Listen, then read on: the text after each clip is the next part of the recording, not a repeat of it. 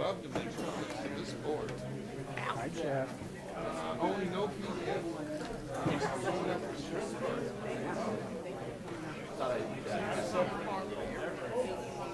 I appreciate it. I appreciate it.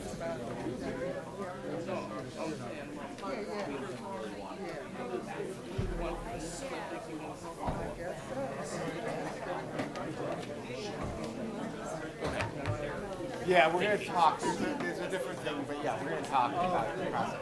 Okay. Yeah. We're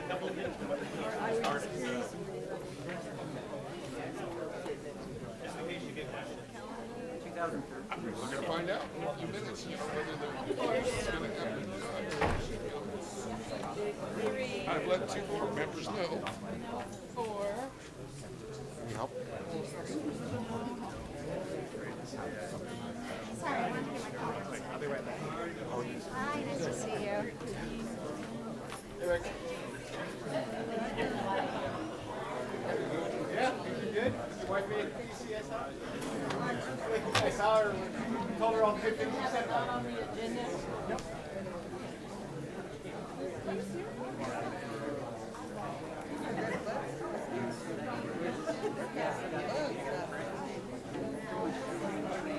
Are they on? Yeah.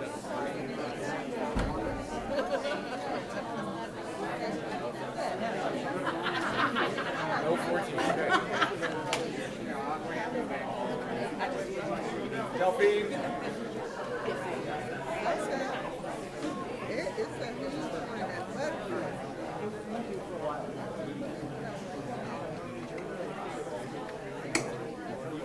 Excuse me. Magic word.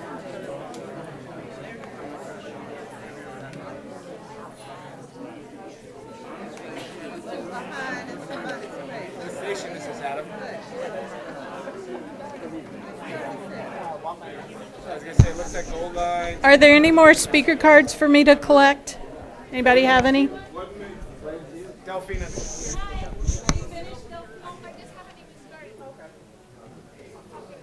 Look at they're all hiding in the shade.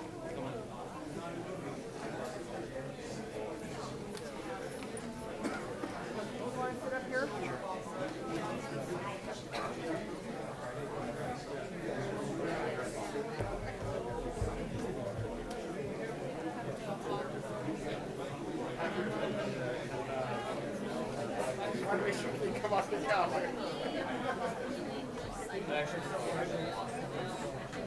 Yeah, if I somebody and then sends it out again.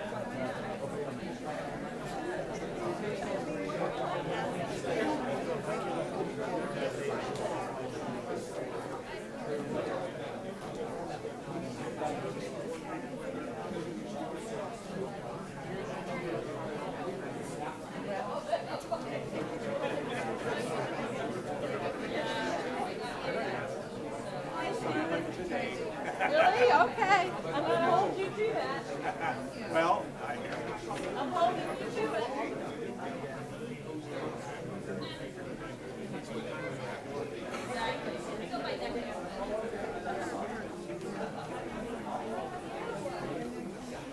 that's Mike's. So it's once you chat after it's going to have a closed session. Dim sum at Hong Kong Islander. Oh, no.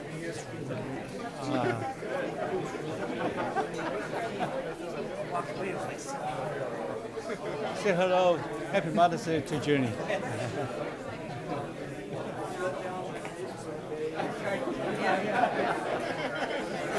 how are you? Thanks for coming. Yeah, that's it. We're free students. Perfect. Thank you so much for your support. Oh, you're welcome. That would be wonderful for the whole community.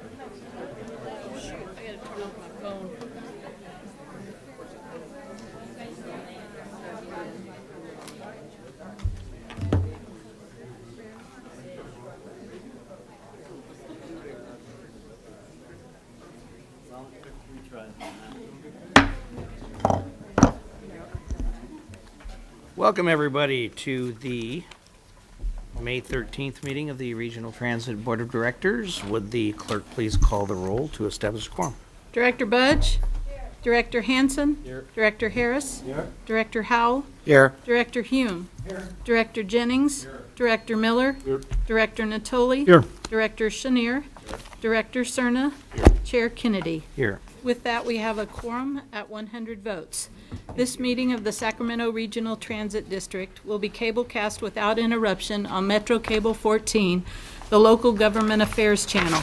Tonight's meeting will air on May 15th and 16th at 9 a.m. and will be webcast at www.sacmetrocable.tv. It is also closed caption. Members of the audience wishing to address the board should fill out a speaker card located at the rear of the room and provide it to me or Adam. Please speak into the microphone and state your name for the record. We would appreciate everyone turning off their cell phones. Thank you. Thank you very much, and would you please stand and join me in the Pledge of Allegiance? I pledge allegiance to the flag of the United States of America and to the republic for which it stands, one nation, under God, indivisible, with liberty and justice for all.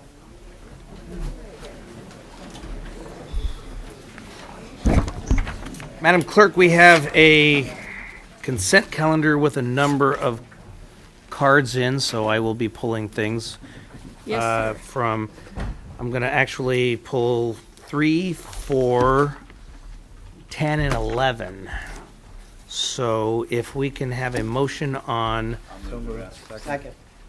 We have a motion and a second for every item except 3, 4, 10, and 11. All those in favor? Aye. Opposed? Abstained? Motion carries at 100 votes. Please read number 3. Item number 3, resolution delegating authority to the general manager, CEO, to award contracts for both the purchase of new bus stop signs and the installation of new bus stops for the SAC-RT Forward project, presented by, not sure. Is Mr. Oparco here? Yes, come forward, Mr. Oparco. Just a very brief explanation, and then we'll get to the public comment. Yes, the contract is to install, actually replace all of our existing bus stop signs to enhance our user interface. Currently, there's a stop ID on one side of the sign and then the route numbers on the other side. We're going to have stop IDs on both sides of the sign and routes on both sides, so we'll All right. So wouldn't you think that would be non-controversial? Mr. Mike Barnbaum, please. Thank you. Yeah, it wasn't the card in necessarily for that, but what I wanted to ask on the bus stop signage, are there any photos, illustrations, samples, any presentations that have been made to the Mobility Advisory Council so it's accessible to everyone and all users and non-users alike? When looking through this and downloading it to iBooks on my iPhone, I couldn't find any photos or illustrations of this, and I think to look at a sample of what the district would like to do, if I were on the dais, would be something I'd like to look at before I took a vote on it. Otherwise, I would say abstain. Thank you, Mr. Barnbaum, and you're practically on the dais, but you can come and answer the question. And yes, it went Thank you. through the MAC Advisory Council, then it was thoroughly reviewed and accepted. And so we've had a lot of, Does that satisfy your questions, Mr. Barnbaum? Almost, only for the exception there were no photos or illustrations in tonight's agenda item. Okay, we'll get on that. Okay, thank you. Thank you. Helen O'Connell. Is there a microphone for Helen? Thank you.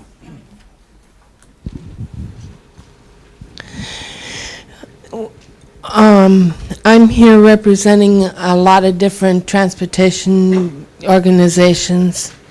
Our membership supports the purchase of new signs but more detail needs to be given to the changes. And I'm on the MAC board, and we did see a presentation, but they weren't actual size, so it was really hard to tell whether we could read the additional direction indicators, because they say like from downtown to Florin Mall for the 51, underneath the 51. I thought they were pretty well done, but I would have liked to have a mock-up or something full-size to be able to tell if I could read it. Thank you. Thank you, Helen. Mr. Lee, I think that your staff is probably hearing the need for more outreach on this, so we'll be on that. Question. The good thing is it's a huge improvement. Staff talked about it a lot, how to make the signs. We first only tried to use $50,000 to do that. Now it's about $400,000 to make a huge improvement on this type of stuff. It will be really good for the commuters. But we're going to reach out to the community. And certainly we're going to further reach out to the community. thank you. Mr. Miller. Well, my question is, this is for awarding a contract, so we don't have a contract in place yet.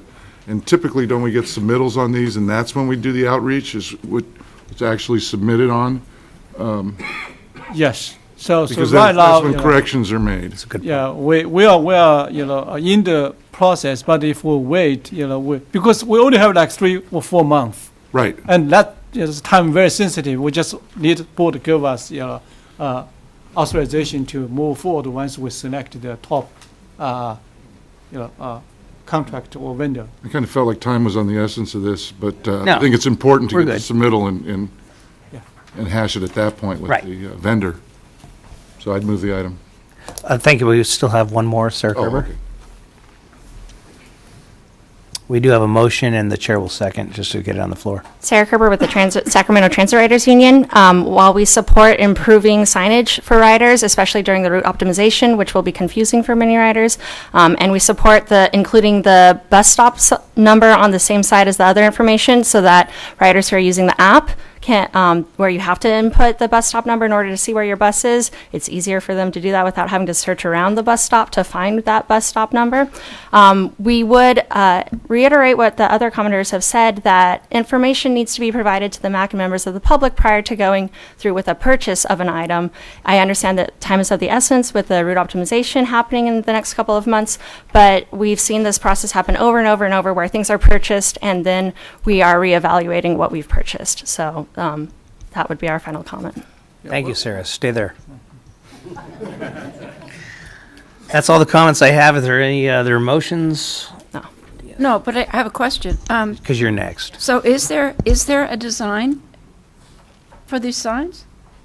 Yes. I'm not coming away with a good, with a definite feeling, one way or another. Yes, we do. Yes, we have. We have some preliminary design, and we are securing. Eric, you can answer. Yeah, actually, like Henry was saying, we have a preliminary design. In the microphone, please. Yes, we have a preliminary design, and also I forgot to mention on there the user friendliness. We actually are also putting a route destination name on it, so we really think it is a lot easier to understand exactly where you're going to go when you get on the bus, and it's really easy to read. We're using all of the guidelines on the sizing of the letters and whatnot. So, yes, we do have time to get a submittal and finalize it, but time is of the essence, and we need to move forward. Mr. Tolley. It would seem to me, though, that with CAD systems and such, you could do a mock-up. You could, the interested parties have spoken here this evening, you could call them together before the end of the week and show them what you have in mind, take any suggestions into account, so you don't lose any time at all, Henry. It would seem to me that obviously there's a lot of thought that's gone into it. There's some questions here, but it's got to be pretty simple. Again, put something up on a wall, show the size, and give people a print a mock-up, and if there's any questions, figure it out beforehand. So Yes, and we already have a mock-up, so we can just share that to anybody who would like to see it right now. But my point, let me say, my point being that if you're going to share it, yeah, you can disperse it individually, but, maybe you've heard from 3 or 4 people here this evening, obviously folks that are engaged in our board meetings on a frequent basis, but, they report back to others in the community. I'm not saying you have to have a meeting, for sake of having a meeting, but you could invite them, come down here Thursday afternoon if that worked out for folks, and it sounds like you want to move Yes. very, very quickly. So my point being, get it as right as you can the first time around, and then I think it's going to eliminate any questions later on. So So this is what we plan to do. Well, we are going to schedule to talk to the mock meeting, okay, and we are actually trying to actually do some type of like not public hearing. You just like Right. show Just show this any feedback you guys have. We actually try to do a good presentation today to Yeah. say what what that looks like, but just because so many items, so we just put it in the consent. So definitely we will do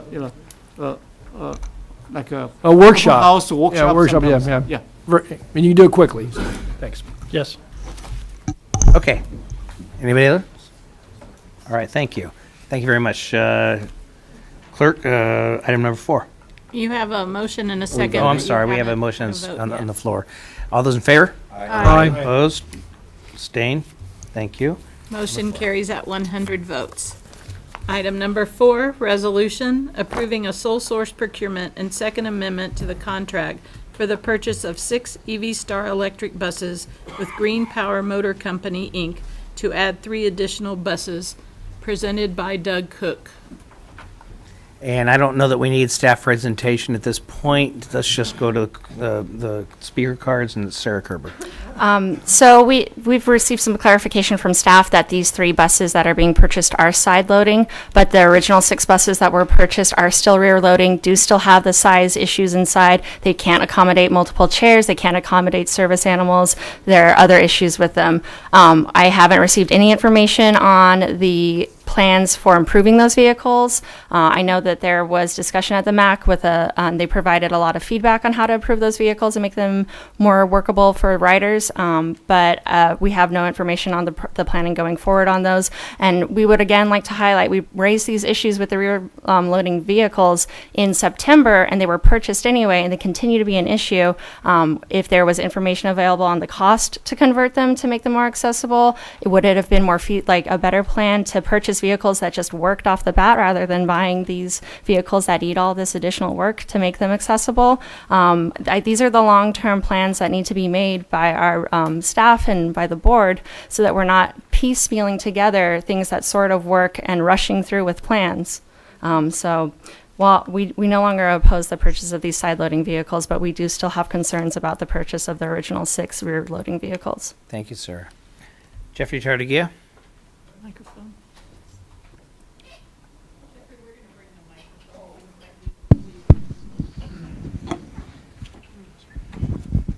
Well, this time I'm going to speak as your ambassador to RT. And what lately this year has been missing is, in the case of the previous one was the sign, is not showing the 18 to 24 to 12 inches that is currently to what it would look like. That didn't happen. In April, it didn't happen with the Proteus type electric buses of any of the specifications. We at this last meeting had another bus presented to us, which certainly needs the single row ripped out of it to make it in any way durable, accessible, or anything else. And there is a bunch of issues with the backloading and an emergency, so we say, signaling, as well as other things. So my comment here is related to this particular effort is exactly what is the configuration, the diagram on this particular buses that you have 6 of, and you're going to add 3 more to. What is the determined configuration? I'm hoping that when it goes back to the MAC, these pieces of information will be provided as a configuration, a diagram, a capacity, a electric electric loading and everything else. This year, it has not happened. It is something that, as some of you on SACOG and some of you on various other members are aware of what Lions is about dealing with electric buses, and staff is aware of, yet the MAC has no clue about anything about that because they've had no exposure to it. Yet it has been mentioned and referred to repeatedly. So please, for your Mobile Accessibility Committee, please see that the specifications, the diagrams, the maps, the layout of what you're proposing is available to them.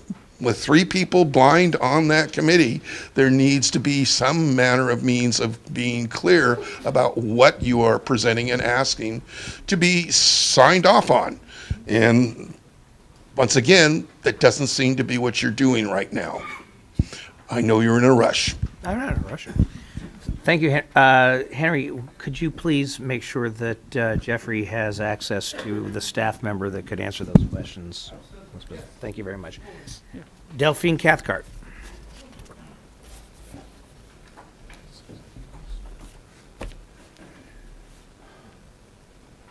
I am Delphine Cathcart, and I'm here to represent Sacramento Transit activists and riders, Might want to pull the microphone down a little bit. There we go. otherwise known as STAR. Thank you.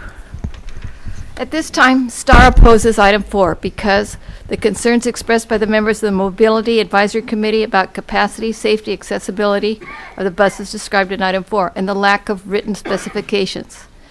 And number 2, the lack of public information about how the buses would be configured and for accessibility and use. Perhaps there should be a checkoff box someplace in the papers that says these specifications have been reviewed by the Mobility Advisory Committee and have been approved in a date. While STAR supports the transition to electric buses throughout the fleet, STAR wants them to be safe, accessible, and have adequate capacity.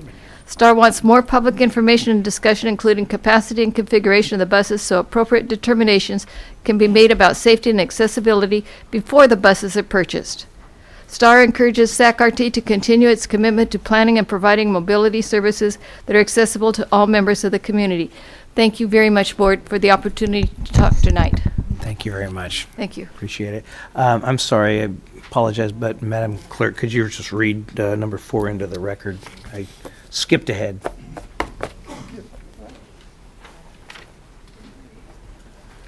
I believe that I read it, but I'll read it again. Did you?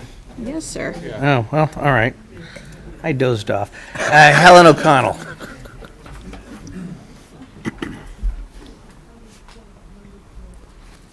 Back on.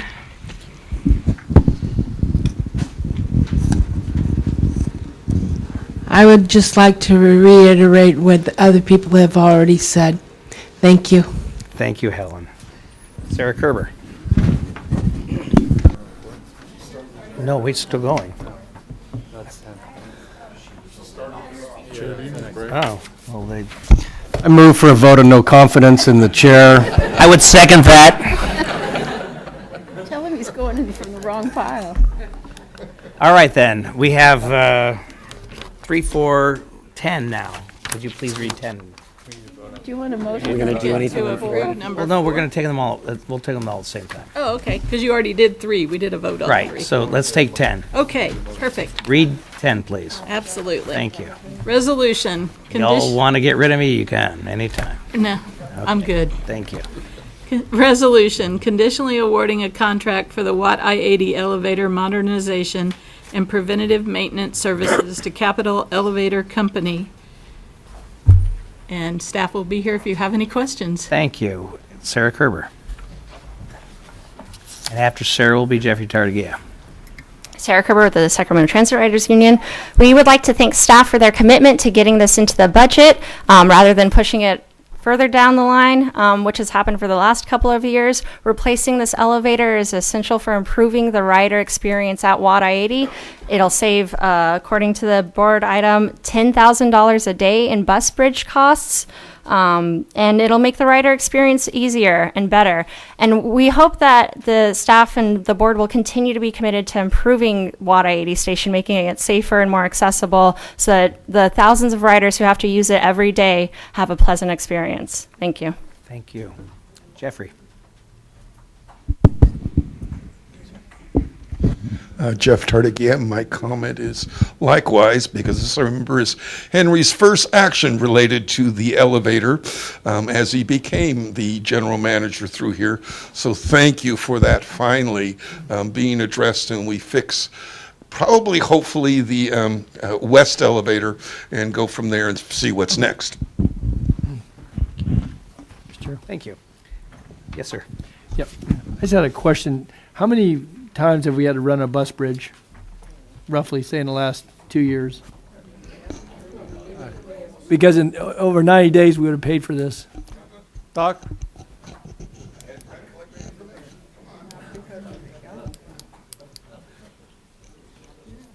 I'm asking this in a positive because I think it's just... So on the bus bridges, we've probably ran at least 200 bus bridges over the last 2 years minimum.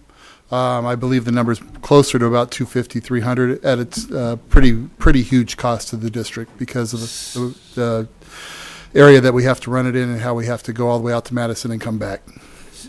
So again, I would just echo what I've heard here. It's a good thing we built in this budget because it sounds like over the last 2 or 3 years, we spent about $3 million and didn't get any repairs to the elevator. So again, this is if I hear correctly. We did regularly repair that, but it's just cannot really repair today. No, I know that, Henry. I'm just saying that this is smart money. I mean, we're, you know, again, I had no idea you'd run bus bridges that many times. I mean, I thought, yeah. Okay. Anyway, I would move the item, Mr. Chair. I agree with Don. Hip hip hooray. Okay, so we're moving not just that item, but all the remainder of the consent. Item 4 and 10. Thank you. Is there a second? Yes. Okay, we have a second from Member Howell. All those in favor?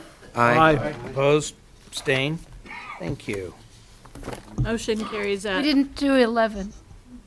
100 votes. We haven't done, so you just did 4 4 and and 10. 10. Now we're on 11. And now we're Good going God, to 11. people. I'm keeping track. Item 11. Relax, Beth.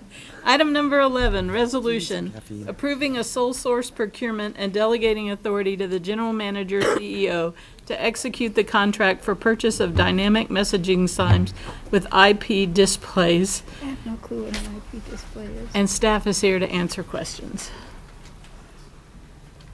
Good evening, Patrick Kennedy. I'm obviously not Roger Thorne, the Director of IT, but I can answer some questions. I can even fill you in on a little bit of the history on this. We have about 95 digital message machines at the different light rail stations. We have one vendor that has that technology. What we're looking to do is do a sole source for the remaining 17. Some of those are going to be new expansion signs, and some of those are going to be replacement signs. The reason why it's a sole source is there's integration with the software and technology. When you have two different vendors, it could be confusing for the customer as well as it's a little difficult on the back end. Thank you, Brent. Oh. And Mr. Targia. I have a question. Okay, Jeffrey. Mr. Targia.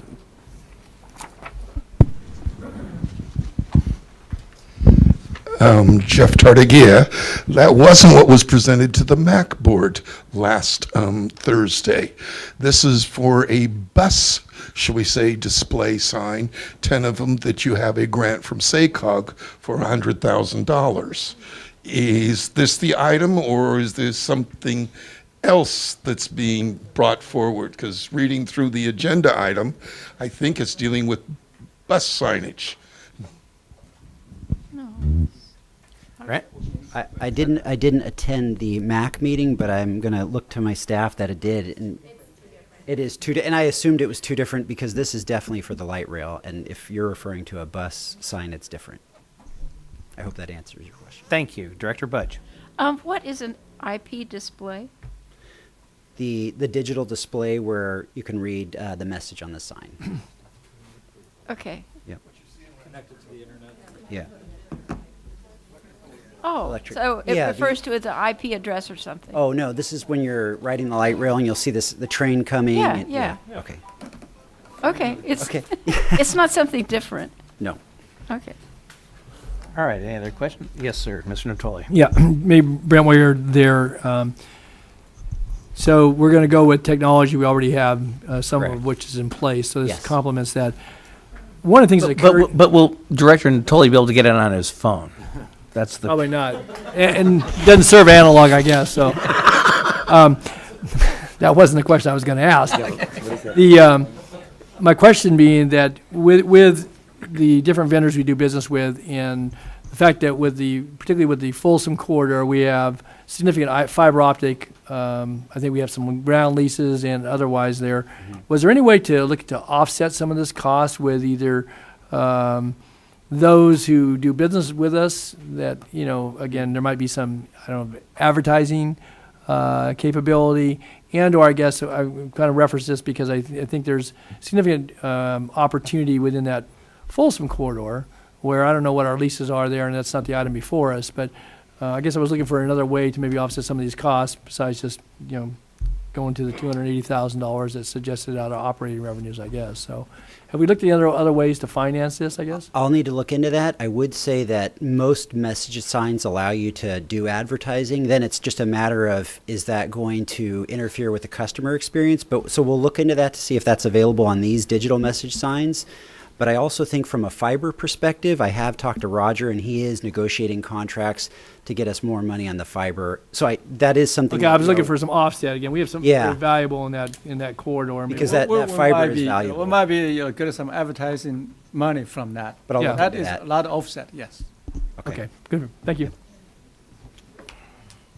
I'll just say, as a regular commuter on RT, that the more advertising, the more annoying it's going to be, and for the customer experience. I mean, even the welcome to RT, thank you for writing us, is annoying because I just want, I know you appreciate the fact that I'm there. I just want to know what time the next train's coming. All right. So we have a motion and You're a easily second. annoyed. All those in favor? Aye. Opposed? Abstained? Thank you.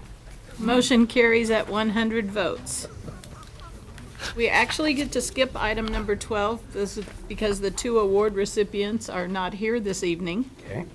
So we'll move on to item number 13, which is a public hearing. We're going to accept public comment on the Sacramento Regional Transit District preliminary fiscal year 2020 operating and capital budget, and ask the board to motion to continue the public hearing to June 10th, 2019, and here to present is Brent Berniker. Thank you. So I don't have a presentation tonight. It's just we're here to accept public comments so we can open the discussion for I public. will open the public hearing. Is there anybody in the public that would like to address this issue? I have a blank card. Helen O'Connell?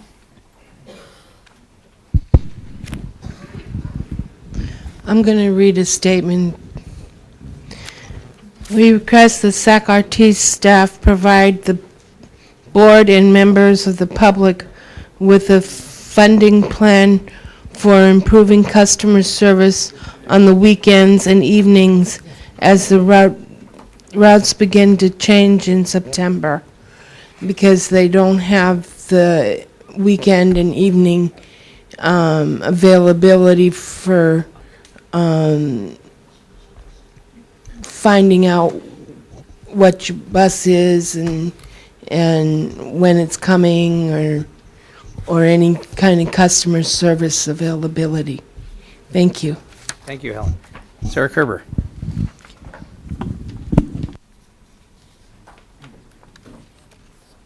Sarah Kerber with the Sacramento Transit Riders Union. We will be receiving a presentation from staff next Saturday on the 18th, so we'd like to thank them for taking time out of their schedules to come and talk with SAC-TRU about the budget. We would like to request that staff provide additional information about the customer service enhancements that are going to be part of the budget. We've reviewed the documents and haven't seen any clear information on how rollout of the new route optimization that's beginning on September 8th is going to be improved. Like Helen mentioned, there is no customer service advocate available on the phone for you and after 5:30 p.m. on weekdays or on the weekend at all. If the emphasis of the route optimization is to provide more service in the evenings and on weekends, then there should be someone there, especially in the beginning of the implementation, to answer any customer questions that may come in. And we believe that funding this is critical to improving rider experience, to improving the success of the rollout, and we'd like to see some additional information about how staff plans to implement and staff up for that rollout. Thank you. Mr. Chair, for the sake of the information, for the customer service center, we add 2 new positions specific for the weekend. And also, we're adding 6 security guards in the major stations to ensure the safety and security. And also, we'll add some cleaning personnel and some light rail maintenance technicians, and plus up to 20 new light rail, 20 new bus drivers. We simply as a result of Sacramento forward and further improve the safety and security, we add up to 40 new positions. All these positions are frontline employees. That does not count the additional staff as a result of the Folsom annexation, as a result of the contract with Elk Grove, and as a result of the potential, actually the new micro-transit zones we're going to implement in different areas. So lots of effort have been put into this. But the more detailed information will be revealed in the workshop with Sac2 and others. Thank you. Jeffrey Tartagia.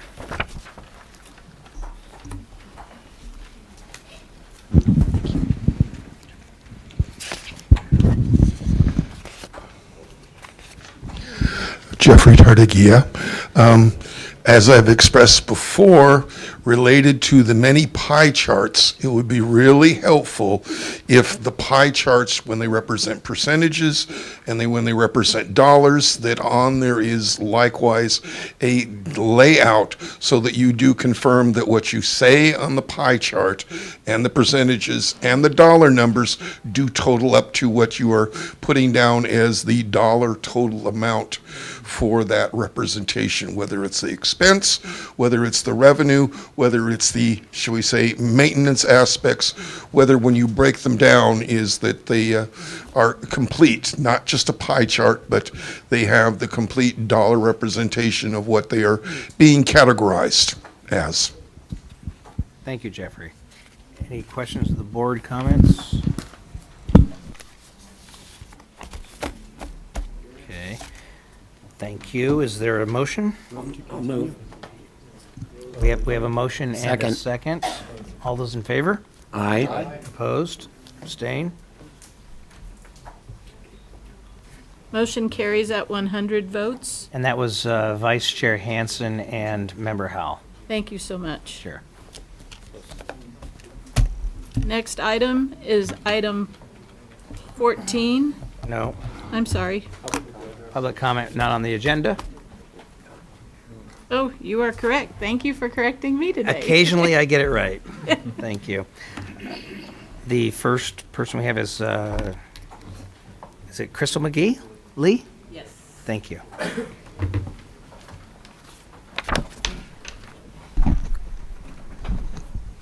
I'd like all my ATU members to come up, please.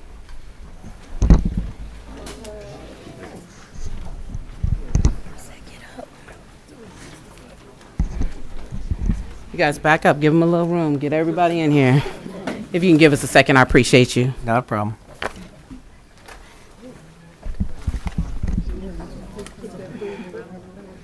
You can stand right there. That's cool. Stay right there. Good evening, Chairman Kennedy, ladies and gentlemen of the board, the public, and my ATU brothers and sisters.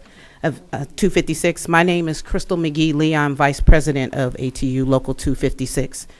President Niz regrets he couldn't attend this important meeting, but he is currently in Maryland with the incoming international president, informing him of the current status of RT's negotiations.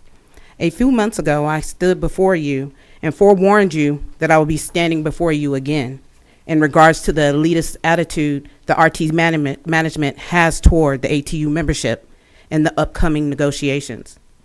President Niz and I and want the public and the board to know and be informed of what's happening in the negotiations before General Manager Henry Lee and now newly promoted Vice President of Labor Relations and Human Resources, Stephen Booth, informed you in closed session.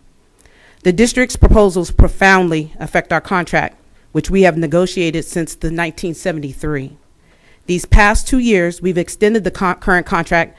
We have been steadily fighting General Manager Henry Lee and Stephen Booth from changing our working conditions, even during negotiations, attempting to change the contract, as you well know is illegal. The proposals that you will review, I believe the clerk handed out some green folders to you, shows RT's lack of concern for the membership's families, single mothers and fathers, and their elitist attitude by taking away hard-earned money and benefits from loyal employees. For example, the transit agents and transit officers who won the TSA Gold Standard Award for transit security. TSA oversees 6,800 public transit agencies in the country, and only 7 achieved scores high enough to receive the Gold Standard Award. ATU transit officers and transit agents scored 98%. When Mr. Lee and Mr. Booth answered to that, 14 cents. These bus operators, light rail operators, and customer service representatives, clerks, transit agents, and transit officers who watch over your families, answer your questions. We have helped walk precincts. We have sought funding in regards to Measure U and have brought microtransit, Folsom, and E-Tran, which is now in jeopardy due to RT management's mindset. ATU has made transit agents permanent. And what is Mr. Lee and Mr. Booth doing? Cutbacks and slashing our hard-earned wages and benefits, showing a disregard for loyalty and commitment ATU members have shown. President Niz and I will not under any circumstances allow RT to destroy our contract.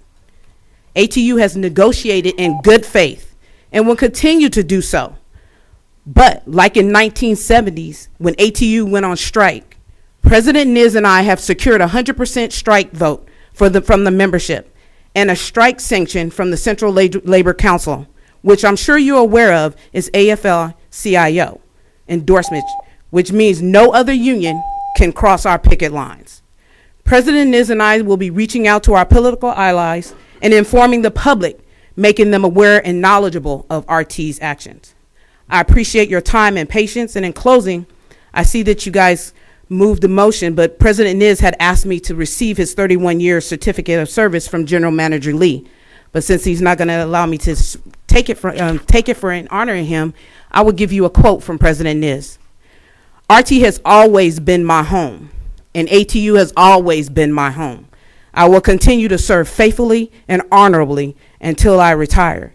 And as you see, these are my members. These are ATU 256. And we wanted to show just a snapshot of who you are affecting and who Mr. Lee, General Manager Lee, and Stephen Booth are affecting. Thank you for your time.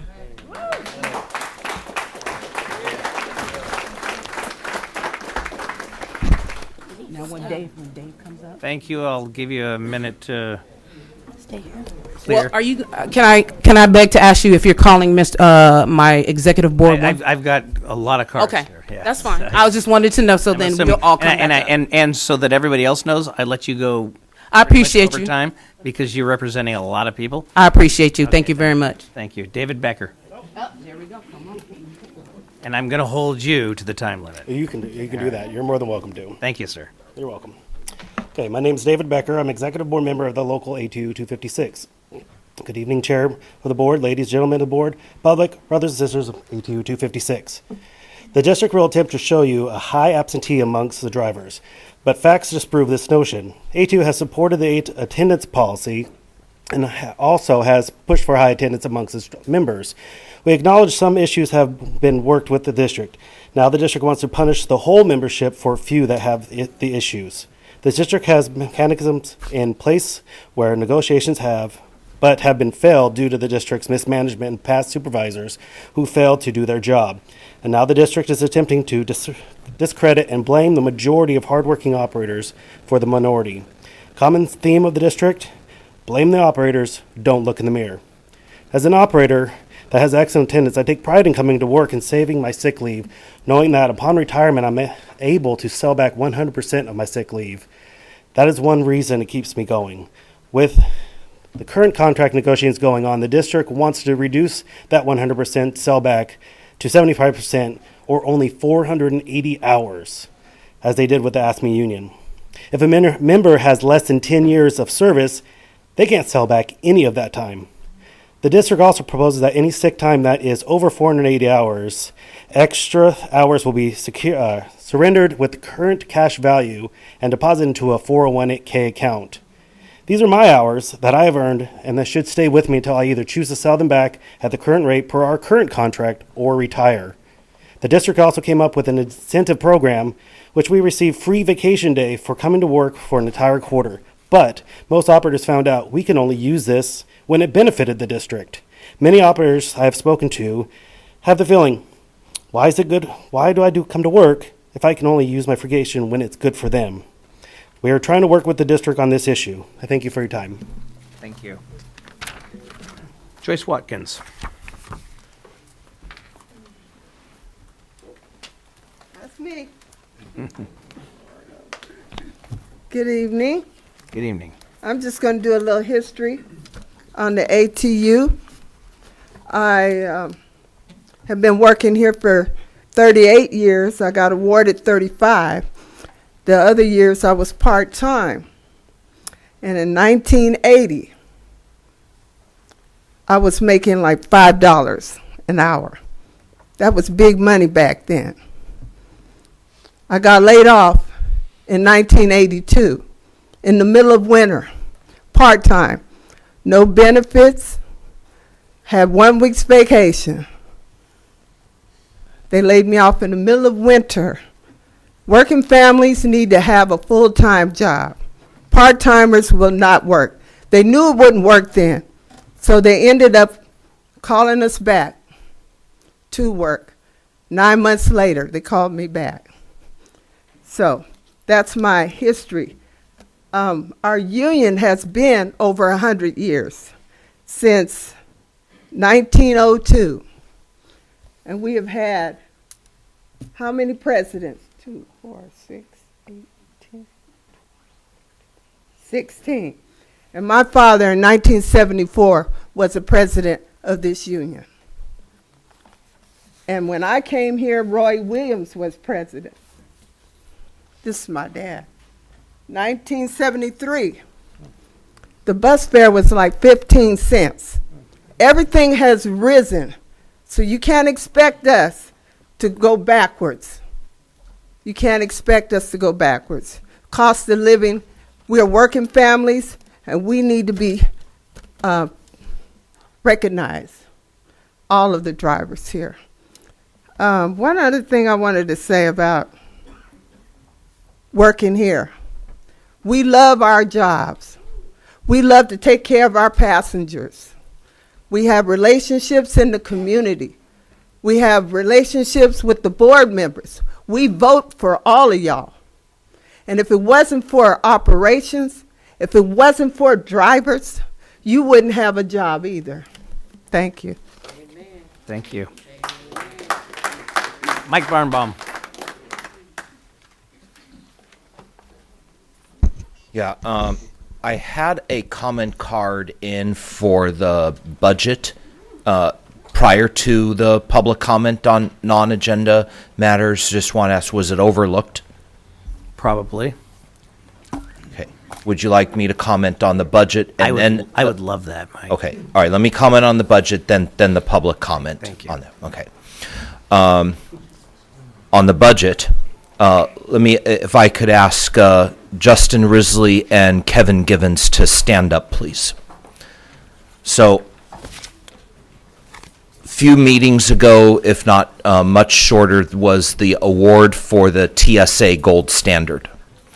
And it showed a commitment from the district to, as an initiative to get ridership back, to focus on security and really reducing the percentage of fare evaders to a very low percentage, and that's been proven.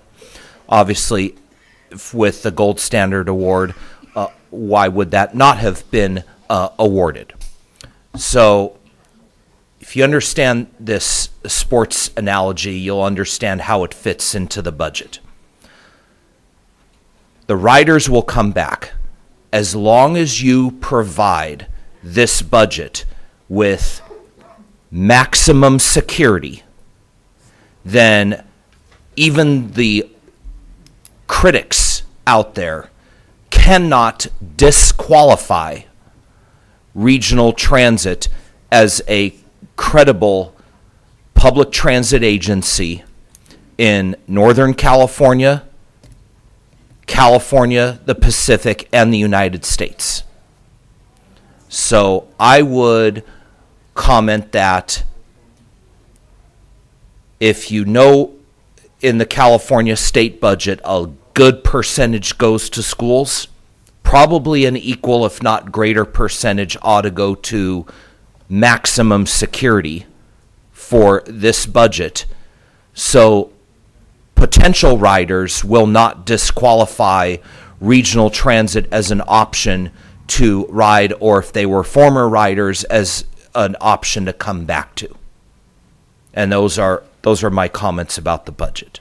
Thank you, Mike. And just for the record, you did turn in a card, but you didn't put your name on it. Oh. So, okay. Now let's go on to the next item. Okay. On public comment, I wanted to just brief the board and the audience about the couple of upcoming and important meetings between now and the end of the fiscal year. On Friday, May 31st at 1 p.m. in historic Sacramento City Hall. So that's the City Hall that faces right at I Street.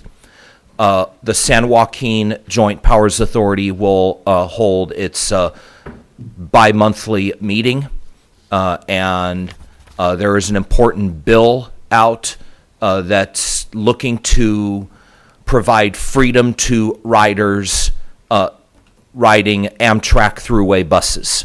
And we hope essentially it would repeal a decades-old law called the Parada Law. So staff will be presenting on that. They've assured myself of that, and that will be one of the big highlights of their agenda, in addition highlighting their major schedule change that takes effect this coming up Monday.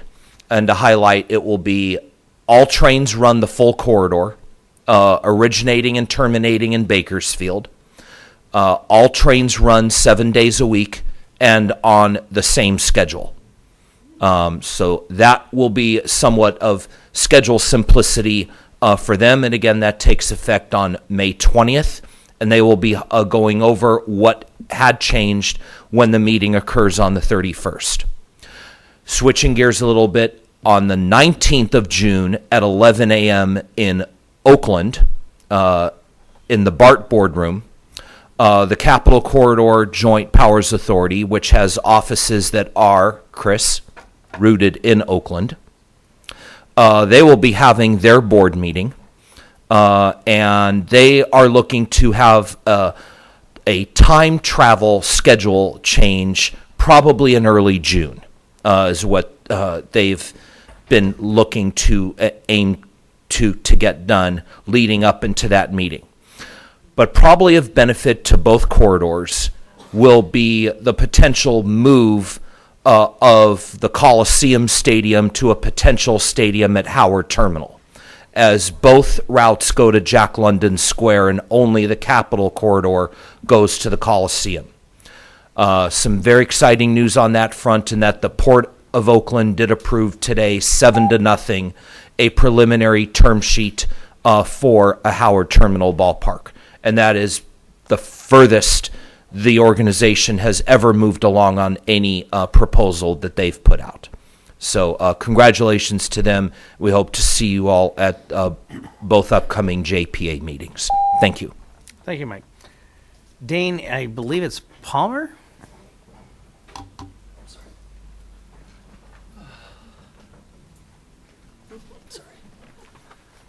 Good evening.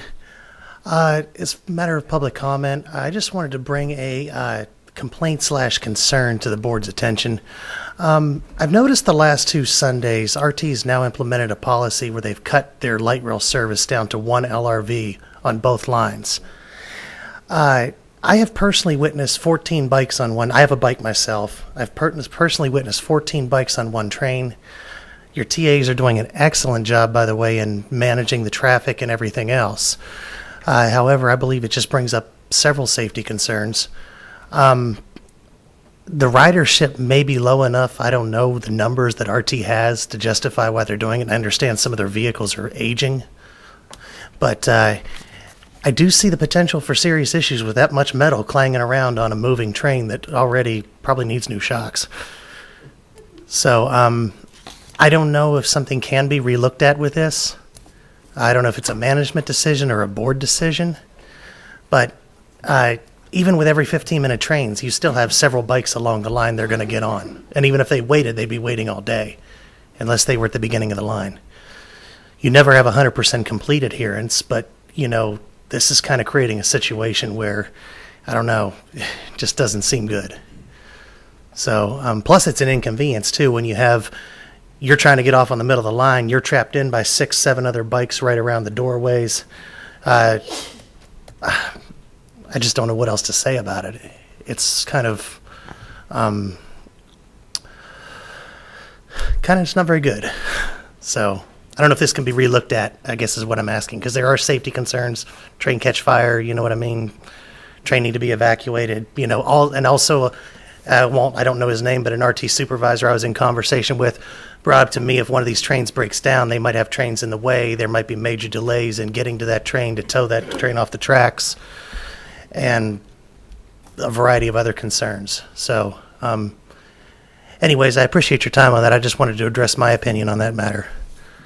Dane, thank you very much for using our system. We appreciate it. We hear your comments and hope that sometime in the fairly near future you'll have an opportunity with your neighbors to vote on helping RT out. Thank you. Yes, I appreciate it. Bonnie Lindeman.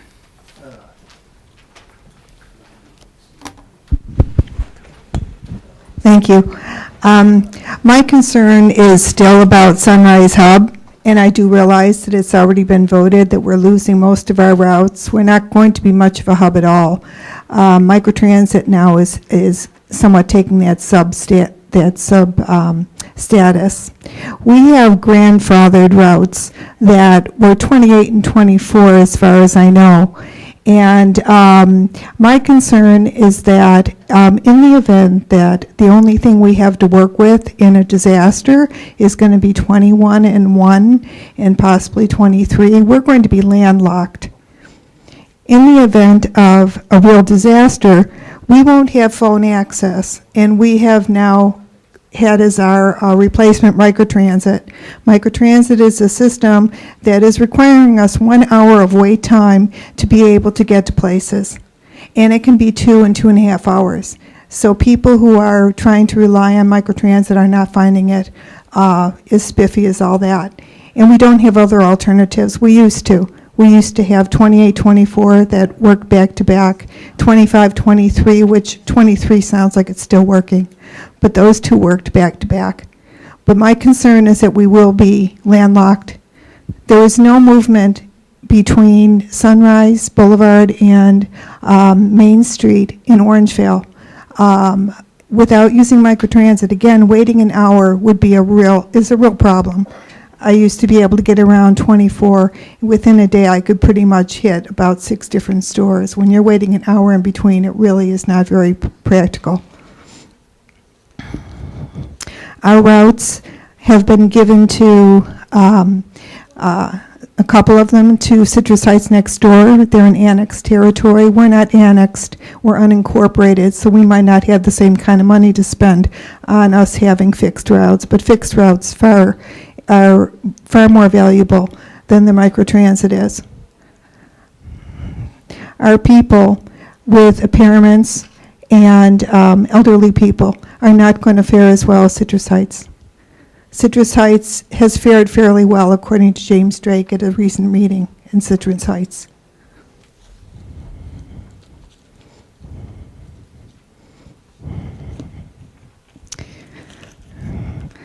I feel as though we've been marginalized as a community. We don't have any representation really to fight for us because we are not an annexed area. And the microtransit is a nice option, but it doesn't replace fixed service. And 24 is going to be sorely missed. Thank you. Thank you, Bonnie, and I have to say that was far more educational and entertaining than a PowerPoint presentation possibly could have been. Thank you. Felix Huerta.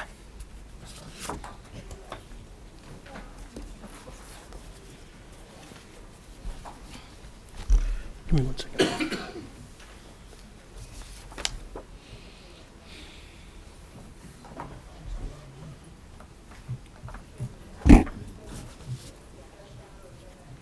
Yes, I do.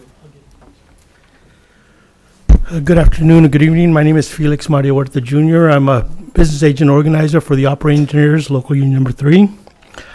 Just to give you a brief update, we're in our election process right now to represent the Administrative Employees Association. The vote will be taking place next week on the 23rd, so we hope to represent them.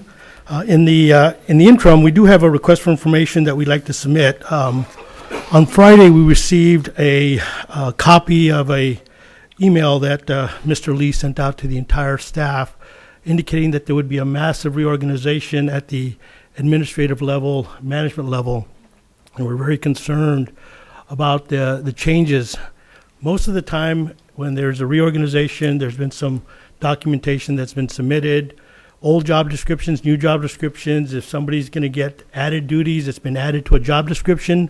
As far as I know, none of that has taken place, and so we're very concerned about the changes that are being proposed and will take effect, in fact, took effect May 9th. So we're submitting a request for information for the copies of the job descriptions, the names of the people that were impacted, the potential of this reorganization impacting the units that I will be representing or the unit I will be representing next week. And so we just want to let you know that we're very concerned about it. The letter has been submitted to HR as well as Mr. Lee. Thank you very much. Thank you, sir. Jeffrey Chardigia.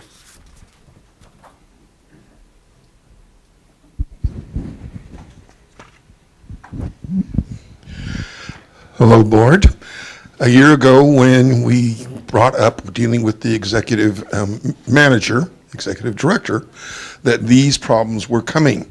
What I would offer you to the last 2 months, it seems like both light rail has had an awful lot of bus shuttle bridges and problems, and we'll also make the observation that there's a lot of riders talking about right now about simply buses are not meeting schedules. Again, this is a time of turmoil. This is also a time where you're going from a system that had multiple ways of getting to a location to, in September, principally being it is a select bus route that gets you to a select location. I have repeatedly asked the question of dealing with scheduling and dealing with transfers that have you made the allowance and the acceptance and considered, because from my understanding, 3 minutes is generally the time that a electric, should we say, scooter takes to get it loaded and get it unloaded. And wondering if you have routes that you know that are consistent have these electric scooters and vehicles, are you processing that in the scheduling effort? So in other words, it may be that you're starting up 3 minutes early because you know that this bus route's going to have 2 or 3 electric scooters that are going to be presently on it, because you have the history of the preceding months that designate and say that 82, 130, these bus routes are going to have these efforts. You have right now, between now and September, since you only seem to have once a month meetings, it would be a really clever idea that I think Linda made the suggestion a long time ago of having some workshops that right now that get people prepared for what you are doing, what you are changing. I use the 15 to get up to Globe to go to SETA meetings. I will no longer have that September. I will have to depend upon light rail to do that, because that route will be gone. I have people on that route that they still do not realize that, guess what, September, there will no longer be a route there. The 11 will be the only thing on the weekend that will get you to the Globe, or should we say out there, not to Globe, but to Richards Boulevard, to take you to the Greyhound. These are things that, and nowhere right now is it posted or suggested. So I hope you have better signage that allows the 12 or 18 inches or bigger signage up there. Thank you. Thank you, Jeffrey. Wendy Peltier.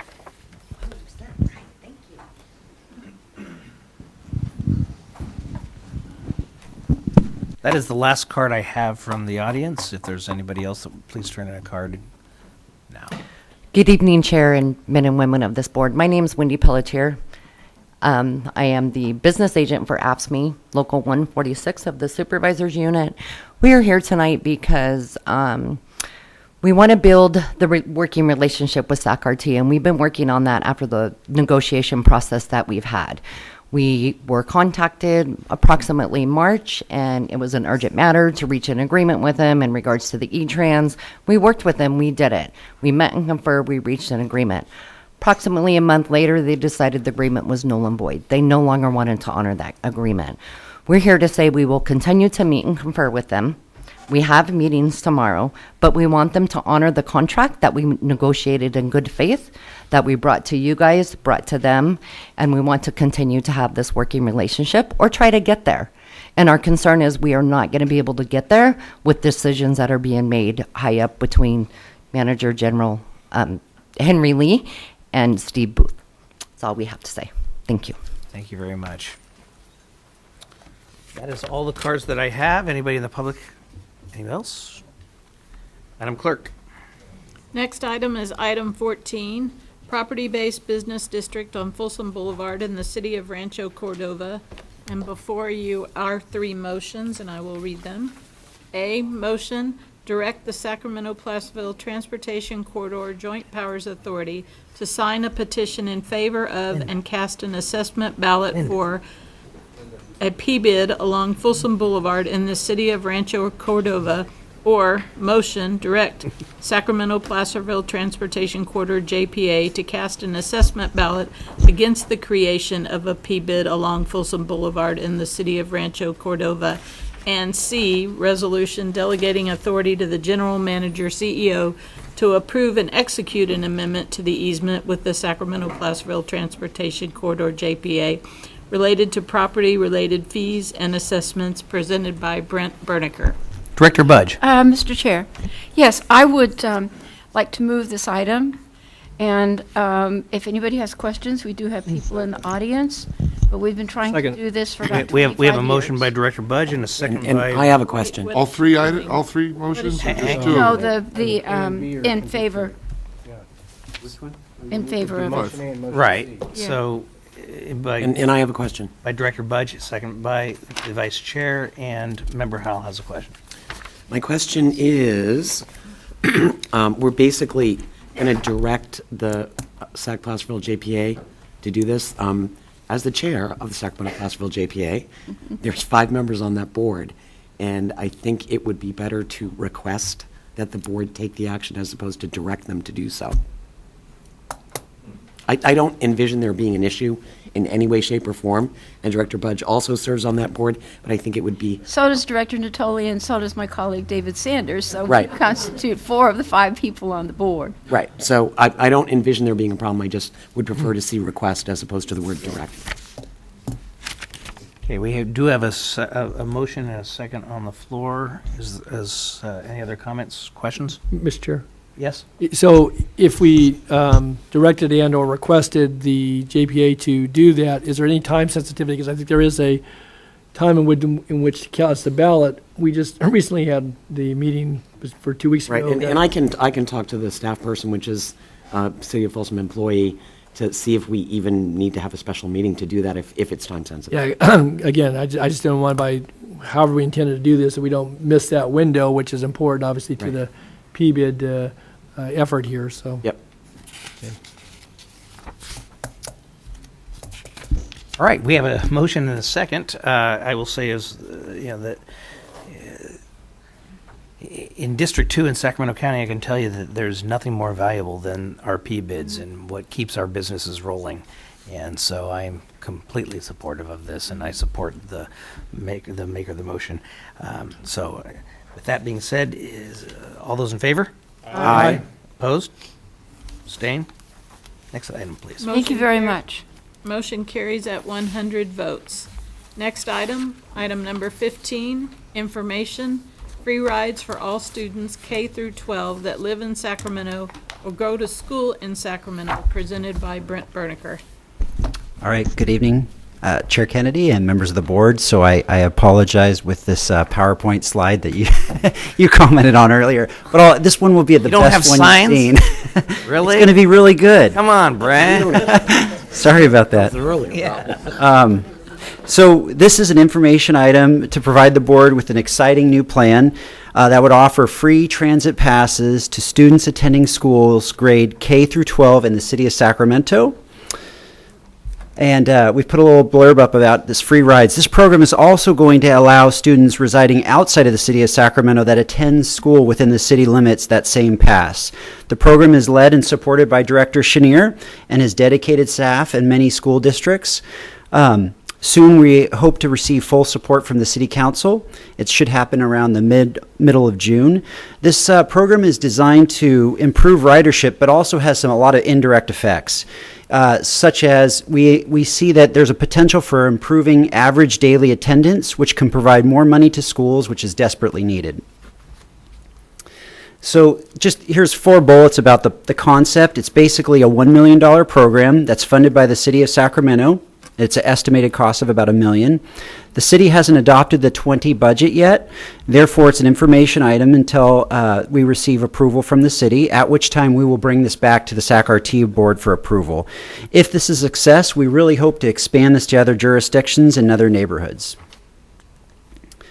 Okay, this next slide is a map of the area, and the colors don't turn out too well here, but I think you can tell from the yellow area, that's the area that is covered, and then there's a light pink area where there's service area that is not being covered from this pass, but it's a good portion of our service area that would be covered with this pass. And then the impacts to SAC-RT are such that there is no impact to the fares because basically the students that were paying for those fares, that revenue will be received from the city and it will supplement that lost revenues. However, should student ridership increase, SAC-RT will not expect additional fare revenues from the city. It will be capped at that $1 million amount. And then also there's no planned service cost increases, so this should have no impact on our fare recovery ratio. Having said that, ridership should increase. And what we've done is we've shown you a slide of what ridership has done over the past 7 years. And with this new program, we actually anticipate that there will be about a 1.1 million new student rides in fiscal year 20, bringing total ridership for students up to 2.5 million. Currently, there's approximately 7,500 students that are using these passes. And we think that if they implement this free pass, it will actually increase that to about 25,000 students, which is a huge increase. And then over the past years, I've been attending a lot of meetings and hearing discussions about the Sacramento region being an ideal place to pilot new innovative ideas because we're the capital region. I think this concept of offering free rides encompasses that mission. Moving forward, it will make SAC-RT the first transit agency in California to offer this program, regardless of income levels. And you can see right here some of the congestion that you currently see at some of the school areas. I think with success of this programs, we can have a direct impact on the GHG levels and improving air quality by reducing the number of parents that have to drive their students to school back and forth. The next slide, what we did is we quickly put together a chart showing some of the other agencies that have adopted a similar model.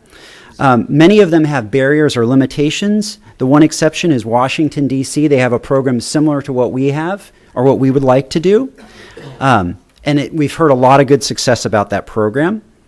And the last couple slides I want to show you is an example of the fair media that will be used.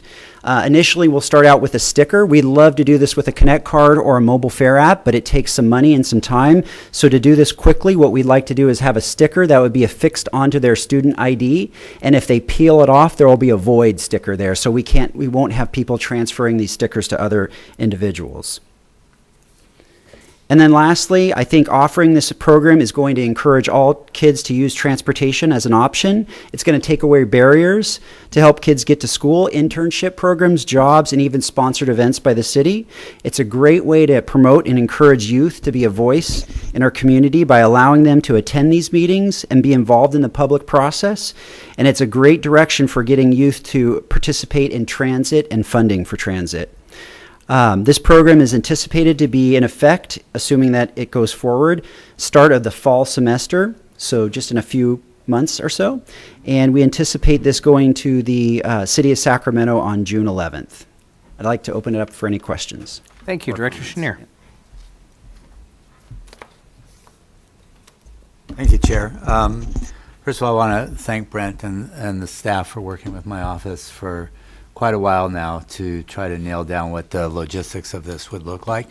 It's a little bit complicated because we have multiple school districts and we want to make sure that young people have the opportunity to do this. I think this becomes a win-win for both young people and for RT. For RT, we definitely want to create lifelong riders of public transit. We want to change culture and habit and start that from the beginning. So getting these young people on public transit at an early age, hopefully when they mature out of the program, are then paying for it as we go forward. I think you're right around climate change and all of that. It's going to get people out of cars, out of congestion, and into our buses and our light rail. For young people, it gives them the opportunity to be where they need to be when they need to be there, and really provides them the mobility that they need, whether it's getting to jobs, getting to school, or doing other things. So I'm very excited about this and moving forward. What we'd like to do also is we have a professor at UT Austin who specializes in these types of transportation research projects. We want to use just a little bit of the $1 million that'll come from the city for an evaluation so we can make sure we're on the right track. It's about $80,000 for the first year of doing that. And assuming that we are starting in August, we have a month free kind of between July and August that we can use those funds for the evaluation. With that, I'm happy to answer any questions. I want to recognize Claudia Jason from my staff who's been working on this for a long time and has done a lot of the research into other cities that are doing similar programs. Okay, Director Cerna. Thank you.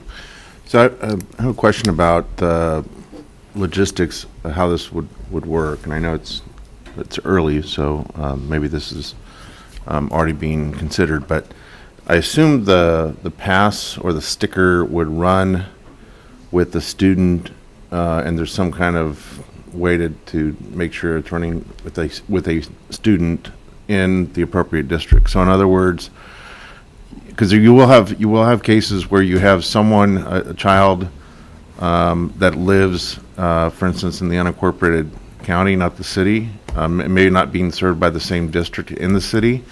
You have to kind of look through all these various layers of jurisdiction. How are we going to ensure that this is running with the child and not necessarily the geography of address and that kind of thing? Well, I think really briefly, I'll just answer if I can. That's why that is a challenge, but that's why it's kids who live in the city or go to school in the city. So if you're going to school in the city, you get the sticker.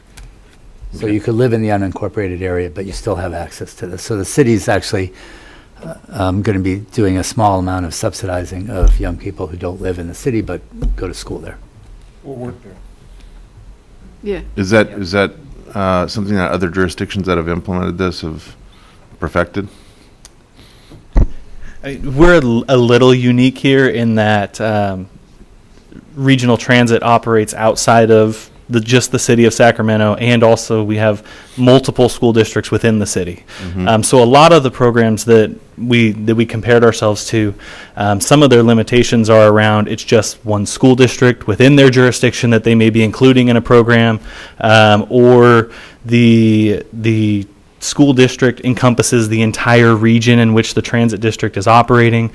So we've really worked hard to partner with the school districts. We've met with many of the major school districts in the area already to work with them on what's the best implementation plan. And Mr. Chenier nailed it. It's, we're using the schools to help us pass out these stickers where it's most beneficial to the students, to make sure that every single one of them that's attending that school has access to the free pass. Good. All right, thank you. Mr. Jennings. Just wanted to clarify the school part I get, but is it also included for those students who are working in Sacramento to be able to utilize the sticker as well? They have to either be residents of Sacramento or working to school in Sacramento, so this is basically K-12.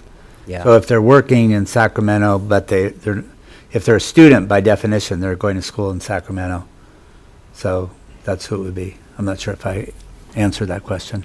Yeah, I just want to be clear that they can be a student, they can be working, and they can still use this pass. Yeah, absolutely. Yeah. The pass is not just to get to school and back. The Okay, pass great. is- Good. That's it. Full access to the system. Yeah.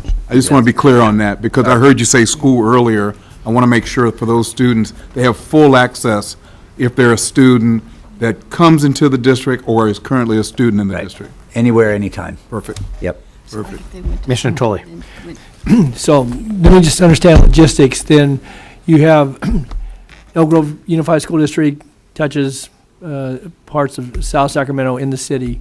You have a good portion of Sacramento City Unified School District in the unincorporated and the incorporated city of Elk Grove, of Ranch Cordova, when you have Rosemont and Lincoln Village and those areas there. So what is the eligibility for students there? If they're a part of the Sac City Unified School District, but they hail from Rosemont or the city of Ranch Cordova, and or if they're in the city of Sacramento but in the Elk Grove Unified School District attendance areas, all those children are covered, or some are or some aren't? There will be some that are and some that may not be. It's the physical address of the school itself will determine which schools we are using for implementation. And then there will certainly be students who live within the city limits of Sacramento but attend school just outside the boundary.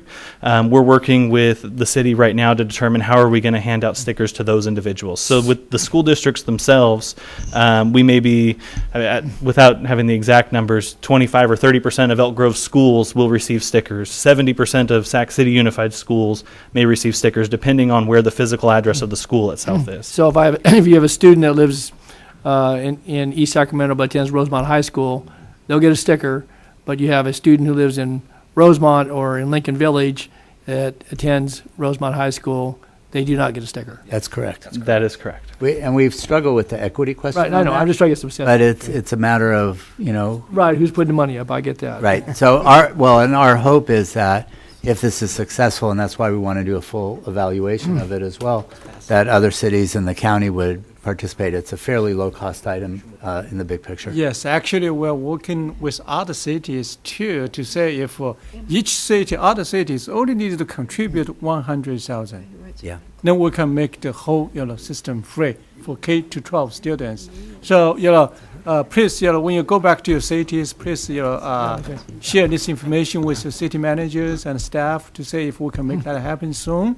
And thanks for City of Sacramento, council members, four of you, board members, and I guess I trust in the city council meeting that 4 votes definitely will be there. Now I talked to city manager Howard Chan. He said he's going to work on the remaining board members, the remaining council members. I think he will get. We just need to get 1. Then you have 5 votes, right? I'm not worried about that part. So what's the buy-in though for the county? I heard the other cities. For the county, it's $5 million. We won't be joining time soon. What? Sorry. Whoa. Hello. Sorry. That sounds pretty thematic and pretty correct. I think what we could do, Don, if the county's interested, we can look at prorating out the number of young people Yeah. who live in the unincorporated areas or other cities. Again, thinking of San Juan, certainly Sac Yeah, City, Folsom absolutely. Cordova, Elk Grove. Well, I will personally cover every child in Galt. Right. Okay. Actually, it's, If I can, it makes a lot of sense if we can get the other cities and the counties to participate, because then there is no equity question among that.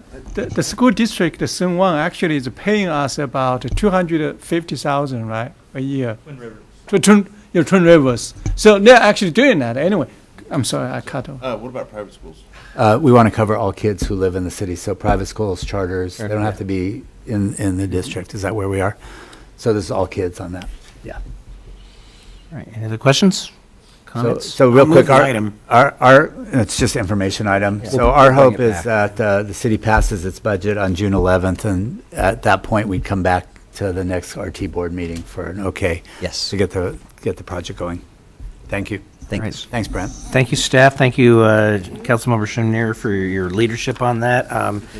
I was a little hesitant when you mentioned the University of Texas, but I'm okay now, so we're good. Yes, thank you. All right, next item. Item number 18, the general manager's report.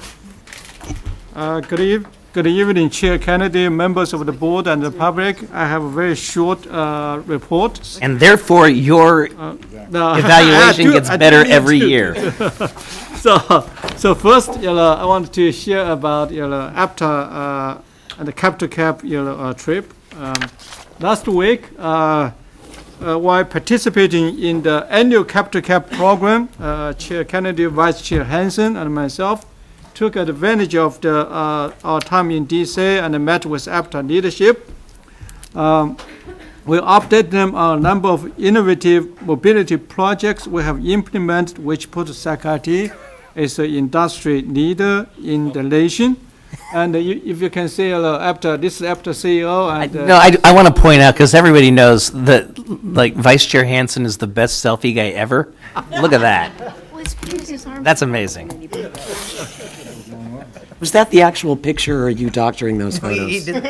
No, I would have put powder. He would have put hair on me. That looks like you did Photoshop in. Go ahead. Okay, I'll skip this. The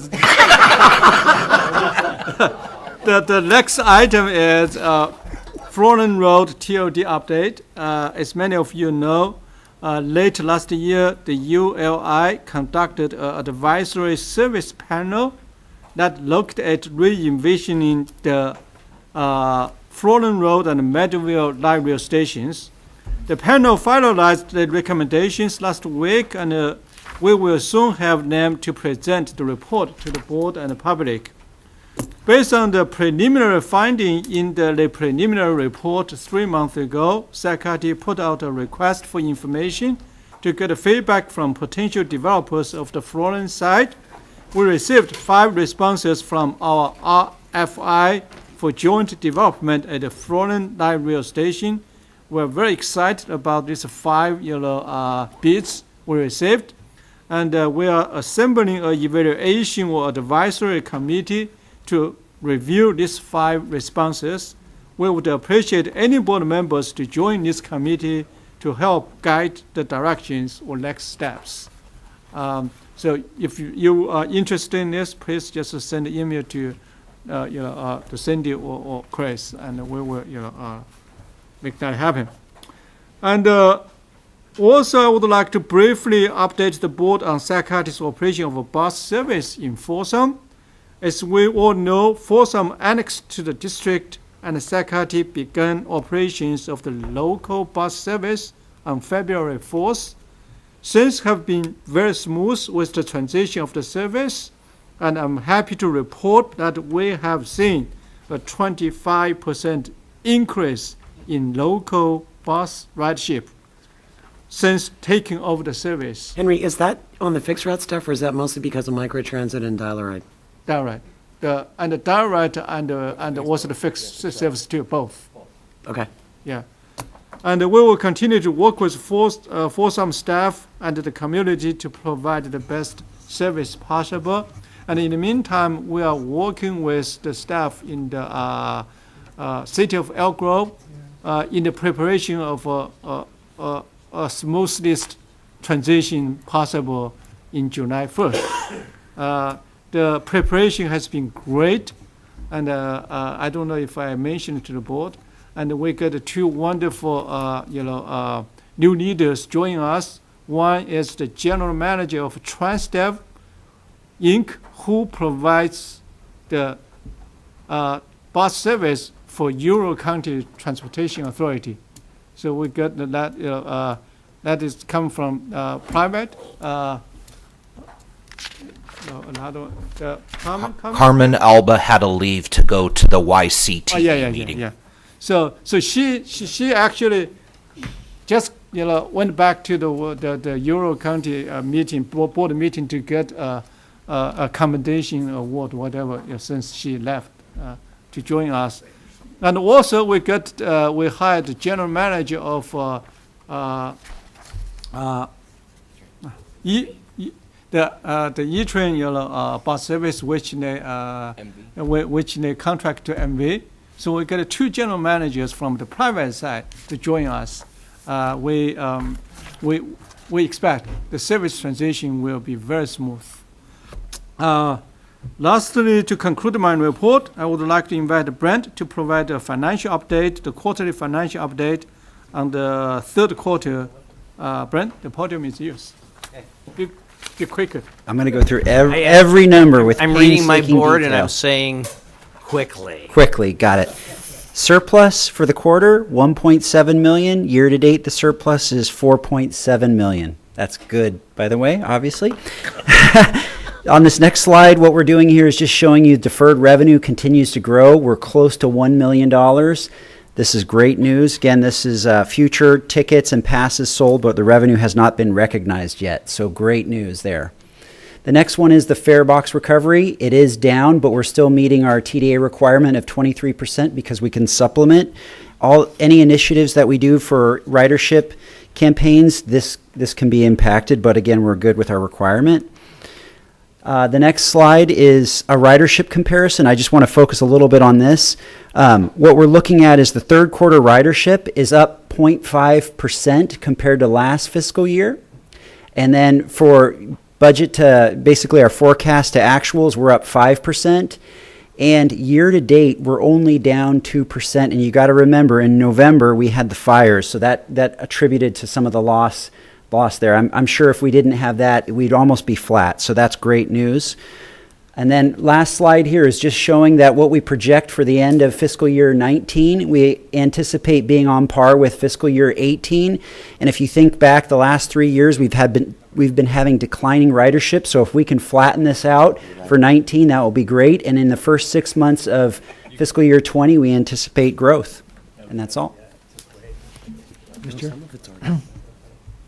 I have one question, and we continually refer to the fires. Why is that? Well, during that time, the air quality was bad. You did not see people waiting for the bus. You did not see people waiting for the light rail. So I think what you saw is a lot of people either staying home, trying to drive to work during those times. So you didn't have that. Like 1 month now, the bus ridership dropped by 20%. Wow. Because Really? people just didn't go out. Really? And it's because people didn't want to stand out and be in the... Yeah, certainly. Yeah, you were told to wear masks. No, I got it. I mean, I watched as I was waiting at the bus. The YOLO bus was free. Yeah. During that time. Yeah. They And did. also this year, winter season, we had much more raining days than previous years. Okay. And we're very happy with this trend. When nationwide, other peer agencies, the ridership is declining, and we are increasing. We're very proud of this. Mr. Natoli. Just a quick question. So on the fare box recovery, recognizing all the factors and some of those you've covered and relate to the response to the last question. Right. Is there any limitation, though, that at some point in time where you can no longer make it up with the Measure A supplement? So say we had an anomaly and we came down we were at Right. 10%. Right. And At what point in time do you Answer go the ahead. question. You know, our current Measure A money makes up about almost 200% of our fare box recovery ratio. So there will be no time, we will run out of that. And because the revenue to make the 23%, we only need like $23 million. Our Measure A money, is way more than that. Okay, but that kind of belies what we want to show, though. We want to show fare box recovery irrespective of Measure A because it all goes into the pot of money that helps drive what RT does. We're compliant, Henry, I get that, but still, it's not a reason why we wouldn't continue to press for, fare box recovery that was 22% or better, right? Actually, lots of transit agencies are getting away with that fare box recovery ratio now. For example, like city of Austin in Texas, they have enough sales tax, so they fare price is just $1, and for the discount people just 50 cents, and so more and more areas, regions, they try to get away from that. As a matter of fact, in the 2020 Measure A request, one of the multiple requests we plan to ask for is reduce our fare to $1 and give us more Measure A sales tax money. And then by doing that, we probably can increase our ridership by 50%. Millions of people will be able to ride. So that's just what is the priorities we would like to focus on. We would like to talk with the board in our future retreat. Annually we need to at least have one retreat, and we hope for we can have that in July timeframe. So we can further chat about that. Yeah, I think it's something we should, from a policy framework, have some discussion about. You want to grow ridership, you want to make it accessible. Part of that is price. But I think there comes a point, too, where in consideration for other things you want to do and what you go to the general voters for versus what your patrons, whether they be riding free or a reduced rate or whatever. So I would want to make sure, whether it's in a retreat or otherwise, before we go too far down that path, that we have a conversation as a board about that. Yes. Okay, thanks. Any other questions? Yeah. Yes, sir. Brent, gas prices are on the rise, and I'm wondering, do you gather data about the price of gasoline and ridership, and have you seen any change so far? We do gather data. Typically, when it was high, what we've been gathering in the past was cash fare data, because that's kind of where you can see upticks. But what's happened is, with everyone moving to these mobile fares, it's a little bit more challenging. So what we'll do is I'll direct staff to start looking at that once again. I think right now you're in anywhere from $4 to $4.50 a gallon, and I think when we were at $4.50 a gallon, many years ago, wages weren't as good, so it was a different kind of relationship. So I'm guessing it's going to be a little bit higher before we start seeing a big uptick in ridership because of gas prices. But we can track that. We can do it fairly easy. So I'll instruct them to go back about 2 or 3 years to look at that data and see where we're at. Any other questions, comments? Okay, thank you. Madam Clerk, we have a closed session. Well, we have item number 17 first, and that's the Paratransit Inc. Special Board Meeting Written Report in your packages. If Director Hume or Hanson have anything else to add. Director Hume? It was the best of times. It was the worst of times. Next item. We have the announcement of closed session items. Item number 1, conference with labor negotiator pursuant to section 54957.6, district negotiator Stephen Booth. 1, employee organization ATU. Item number 2, conference with legal counsel pursuant to government code section 54956.9D2, anticipated litigation 1 case. And I understand there will be no report out of closed session. Thank you very much. And I just want to say thank you, board, for being here tonight. And most importantly, thank you to our clerk, who keeps things going smoothly regardless of the incompetence of the chair. I'm sorry, Matt.